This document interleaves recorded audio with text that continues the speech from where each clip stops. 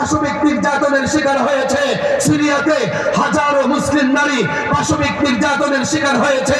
কাফের বেঈমানদের সবচাইতে বড় যুদ্ধ হচ্ছে নারী নির্যাতন করা, নারীদের উপরে পাশবিক নির্যাতন করা। রোহিঙ্গারা যখন আরাকানে আক্রান্ত হয়েছে, রোহিঙ্গা মা বোনেরা আক্রান্ত হয়েছে, মসজিদে আগুন ধরিয়ে মসজিদ পুড়িয়ে ফেলেছে।